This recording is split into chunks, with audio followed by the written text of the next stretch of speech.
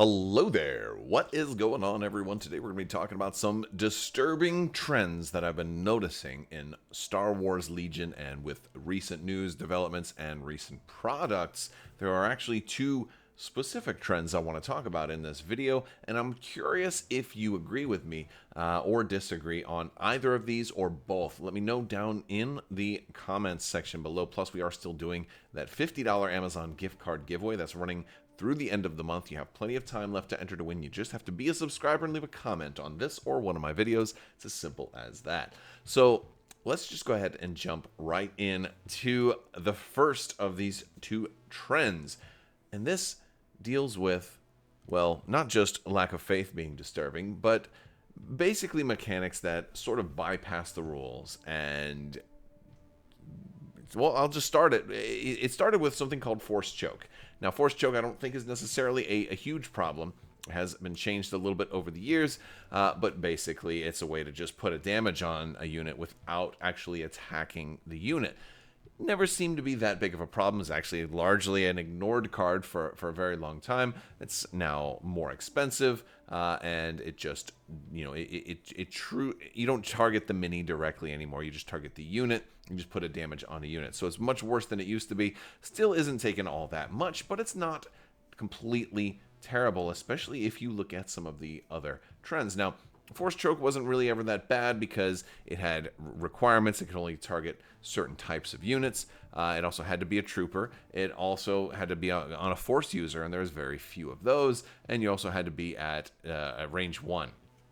So a lot of requirements made this one not the most used Force upgrade, but it also didn't seem that crazy that it was just basically an unblockable damage that could just go on to somebody. And that kind of seemed okay. Fast forward a little bit until AMG took over and started coming up with different ways to put wounds on people without the possibility of defense. The first time I noticed something like this was in one of the OP kits. I think it was the Dianaga with the gas traps and stuff. And there was... I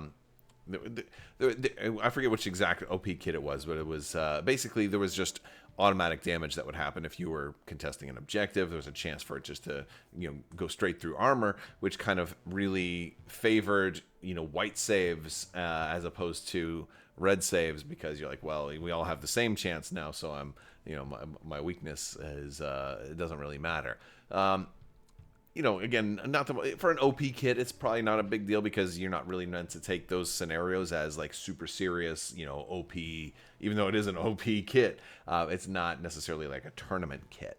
So, it's okay if it's not super balanced. But they kind of kept that theme going. We saw this with Din Djarin having this Amban rifle that completely ignored a lot of the game's rules. Now, they have made some changes to some of the rules that this ignored, but it's still a way to put an automatic wound on somebody without the possibility of defense. And this one, while it was this one, initially when this came out, it was also be able to hit people that were in closed transports. They changed the rule to say that people in transports couldn't be targeted. And then they changed the rule to be like, well, you're never really in a transport. You are now just kind of deploying from the transport. So, although you're still technically in the transport on turn 1 until you do deploy.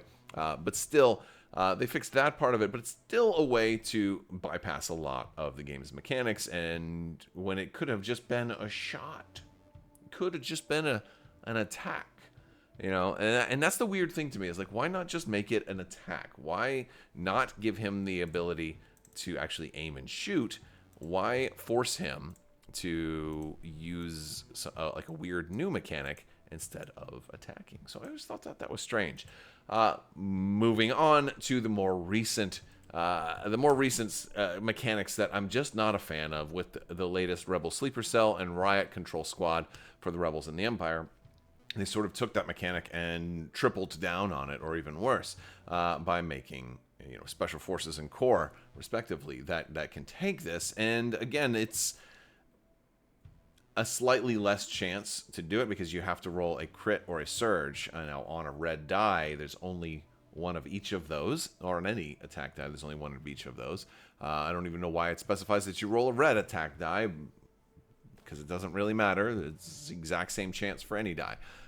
However, it's a 2 out of 8 chance, so a 25% chance of doing a damage and a suppression to anyone that you can see.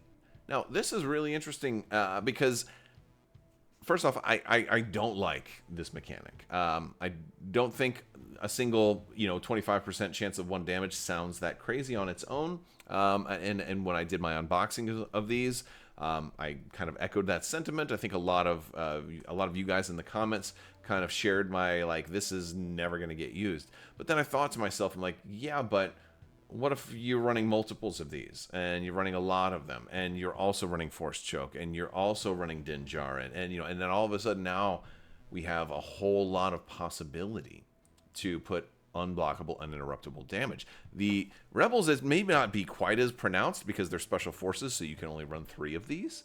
But the Empire, this is a core. You could run 6 of these. You could run 6 riot control squads with this Stormtrooper Marksman. Now, also, think about this. For example, if you have this squad, yes, it does take an action to do it.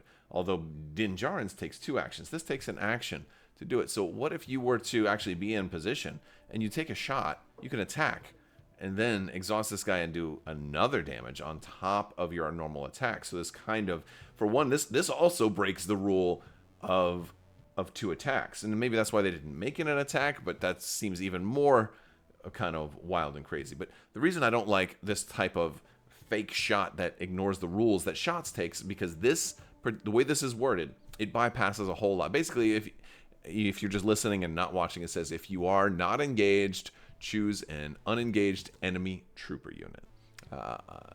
They have to be in line of sight. Or roll a red attack die. If they attack, if the result is a surge or a crit, the chosen unit suffers 1 wound and gains 1 suppression token. They just suffer the wound. It's not an attack. It's just an action. It's a single action. Not a free action, a full normal action. It does have some requirements that you have to be not engaged, which again, on the Riot Control Squad, they kind of want to be engaged, so your opponent's probably not going to engage them anyway. And secondly, it has to be a trooper unit, which, okay, Legion is mostly troopers. Now, this one doesn't even have the Force Choke requirement. This one can go for commanders, which is also very interesting. Commanders, operatives, it can assist with bounties and a lot of stuff. But the thing I don't like about it is the only thing that it really needs is line of sight. So this bypasses range. We could be on the completely opposite sides of the board. It could be beyond range 5, so this is better than even snipers as far as range is concerned. It bypasses things that are designed to help keep people alive. It bypasses things like Guardian. You can't Guardian this damage. It bypasses the new bodyguard mechanic, or equivalent some people call Lookout Sir, which is what Warhammer used to call it. It bypasses benefits that you would have for being suppressed, or cover in general. If you have heavy cover, doesn't matter. It throws all that away. It bypasses dodge tokens. So any defensive tech you have, any other special defensive tech, things that are designed to keep a unit alive. Are you immune to Pierce? Are you a Jedi who's immune to Pierce? Sorry about your luck. Did you have defensive surge? Did you have red defense dice? Sorry about your luck. Did you have impervious? Were you Mandalorians? Sorry about your luck. Did you have danger sense? Sorry about your luck. Did you have uncanny luck? You're not lucky today, Han Solo. So it bypasses every single piece of defensive tech designed for that this game has built in to actually do ranged combat and give some kind of benefit to the recipient. That's a problem to me, because we have this entire Legion game and this entire rules structure that designed to actually have shots, and this bypasses it. Now, looking at the number of instances of this that an Imperial unit can now bring, for example, if you wanted to max out on these guys, you could. There's a lot of units. I think there's 11 units that the Empire has that could run this. I think you can fit 10 in one list if you wanted to, between Force users that can run Force Choke, Din Djarin, who can go in the Empire, and then of course 6 copies of Riot Control Squad, or something crazy. There's a lot. There's a lot of different force. There are force units. I don't think it's actually 11. I don't think it's 11 different units, but it's you could have, you could potentially fit. Well, you can't fit 11 units all into the same list because that puts you over 1,000 points. Palpatine and Vader being the most expensive of the two. If you drop one of those, you can fit 10. So it's Palpatine, Vader, Din Djarin, both Inquisitors, and of course your Riot Control, your Riot Control Squad. So those are the units that basically have this mechanic and can do it. Rebels can do this to a lesser extent, since this is only a special forces. They can't quite do as much. They can't be quite as oppressive about it. But the thing is, you can erase a commander on turn 1. What if, for example, there's some lists that very much depend on a commander. What if, I were to take out your Darth Vader first turn, or your Emperor Palpatine first turn, or your Luke Skywalker commander, or something like that. Like that, things like that could happen. That's a real feels bad, especially if the character is built and the army is built with survive tech, like you do have Guardian units, like Palpatine's got his Royal Guard nearby, or is deployed behind a barricade, and and has troopers nearby to give him bodyguard, and or the Royal Guard is there to give him Guardian and bodyguard and things like that. It bypasses all of that. So I think that's a problem, and that leads me into the second trend that I don't like. Is not all, but a lot of new stuff that's coming out feels like it's designed to be best and competitive by maxing out the unit. Look at Clone Commandos, for example. Like, one unit of Clone Commandos is just okay, but maxing out on running all 3 Clone Commandos, that's the ticket, right? It's a little Geordie LaForge meme, or Drake meme, right? So yeah, that's one of the problems that I'm running into, is like that units aren't, I don't know, I don't want to say aren't casual friendly, but they're very leading to like this meta of hyper competitive maxing things out. So again, you don't necessarily, the Riot Control isn't, I'm not saying Riot Control is like you're going to have to run 6, but if you did, it runs the chance of being really oppressive and a negative play experience for your opponent. If you were to get, Din Djarin and 6 Riot Control troopers and just maybe one sniper shot, to actually get some damage on somebody, you're just erasing a commander first turn is just again, it's going to be a real feels bad, or even on early on turn 2. If you stop somebody's ability from actually being able to play the command cards and do if you leave them with only standing orders by turn 2, it's a real feels bad. And you could potentially, do that every turn if they're running like more than one commander or some operatives and things like that. And you add in your force users with force choke, and then you start doing the same thing on their special forces and any high value units. Again, also, these guys are like, oh, well, we have this Katarn armor that's going to reduce our stuff. Yeah, but we're just going to just one. We're just going to completely erase you, very, very quickly.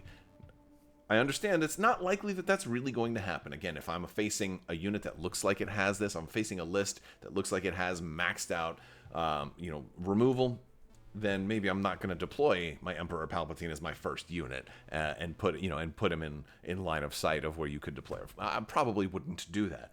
But I'm still, it's still the potential for suppressive and oppressive and negative play experience I feel is there, especially if you're maxing everything out. Now, there's 3 specific reasons why this second trend of a lot of new units kind of catering to being maxed out is a problem for me. And here's another thing where I want to get your guys' feedback as well and see if you agree on this second point, because there are 3 reasons. First one is, well, the obvious reason, it kind of seen as a cash grab or a money sink. It can be just kind of viewed negatively, like, oh, they're coming out, they're gonna is it power creep? The new thing is the thing you have to max out on. It looks bad for the company and is also going to turn people away. I think it runs the risk of doing that. Not necessarily everybody. Personally, I just choose not to do it. Like, I never ran 3 snipers and 3 sniper meta, back in like the early days of Legion. I never did that. I only have 2 of the any given sniper, which I'm going to talk about that in another video of the rule of 2. So look out for that. It's coming. But the second thing is it kind of fosters that hyper competitive builds that give a disadvantage to players who are on a budget. Maybe you were running Republic already, and you were doing kind of, you were trying to compete, you were trying to do your best, and all of a sudden everybody's running like all triple clone commandos, and maybe you could only afford 1 this month, and now all of a sudden you're getting edged out by the competition because you didn't have enough for to max out on this. Or look at the the new rules. I've also done this too, like raising everything to 1,000 points and boasting that, oh well, under some battle forces you can have like 118 B1 battle droids and things like that. Well, what if you can't afford that many B1 battle droids? That's by making hyper maxed out units and hyper maxed out lists very effective and possibly meta swinging is a negative thing for the player on the budget, for sure. And that's a lot of us. And the third reason is, once you get that max number of units, you can really be left with a feels bad situation when they eventually nerf those units. Now, this isn't saying that they'll absolutely do this, but it's happened before in other games.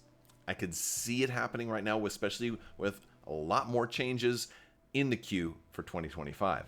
Lots of stuff is getting, a lot of these things are getting all new unit cards. Rules have already been changed drastically. We have no idea what new rules are going to be in place next year. And all of these cards in question, clone commandos, the riot controls, like, they're getting upgraded like art styles, and they're like, there's a balance pass going over a lot of stuff. Now, not everything is going to change. We don't know exactly how much everything is going to change, but they're doing new cards, right? And they're going to finish the rules next year. You might say, I'm going maxing out for this. I want to have, I want to have all Ewoks or I want to have all B1 battle droids. I don't think they'll actually nerf Ewoks. I think they like Ewoks way too much. I think Ewoks are a safe bet. But there's just this problem of, buy all of this stuff, buy 118 B1 battle droids, and then after the wave and the hype is settled down and everybody's running 118 B1 battle droids, oh, well, now we're going to nerf B1 battle droids and make them cost 8 points more because they're doing really, really well. And now all of a sudden people can't field all those B1 battle droids anymore. Things like that could potentially happen. Points changes have happened. There's a lot of these cards are going to get changed. I'm going to cite 2 examples of where this has happened before. I'm going to use the game Star Wars Armada as an example. Back in Armada 1.0, or like right around Wave 3, flotillas came out. People were buying a lot of flotillas, using them as lifeboats, as cheap activations. And after, I want to say, a year or so of that kind of dominating the meta, they turned around and said, okay, changes to how flotillas are going to work. And amongst them, that many of them were common sense, good changes. There was also the rule that you can only run at most 2 flotillas in any 400-point standard list, which was a big feels bad to people who had 4, 5, 6 flotillas. Now the rest of them are completely useless in all standard games.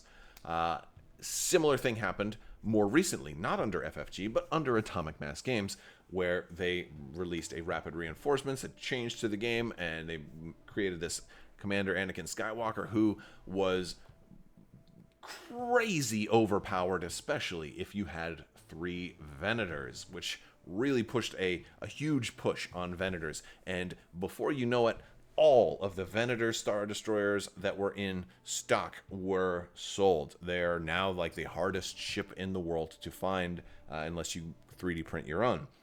They all sold out just like that. People bought up every Venator that existed. And then they nerfed Anakin to be a completely different unit that had no resemblance to his former self whatsoever. Rendering those Venators, I would say, nigh useless, because the tech that, the previous Anakin worked really well with those Venators, and the new Anakin worked better with acclimators. And now all of a sudden people had to buy extra starters, and so it seemed like they're like, what do we need to sell? What do we need to get rid of on the warehouse? Okay, let's change him to work really, really well with that unit. And so that was kind of a feels bad for people who were trying to max out on a specific unit type. Same thing could theoretically happen in Legion. Here's one theoretical example. Riot Control. Let's say Riot Control becomes, in this unblockable damage becomes the new meta at some point. So you max out and you buy 6 Riot Controls. Maybe there's a battle force that comes out that allows even more, right? Maybe you can get 8 Riot Controls or something like that. So you max out on Riot Controls, Din Djarin, Force Choke, and maybe something else also does something like that in the future. And now all of a sudden, let's say fast forward to next year, they'd make some changes, and maybe it turns out that Riot Control are now special forces. Maybe they're not core anymore. Now they're special forces. Now you can only run 3. So you went from having 6 to now only being able to run 3. Something like that. Now, I'm not saying that that's actually going to happen. I don't think they would do something that crazy as change a whole unit type.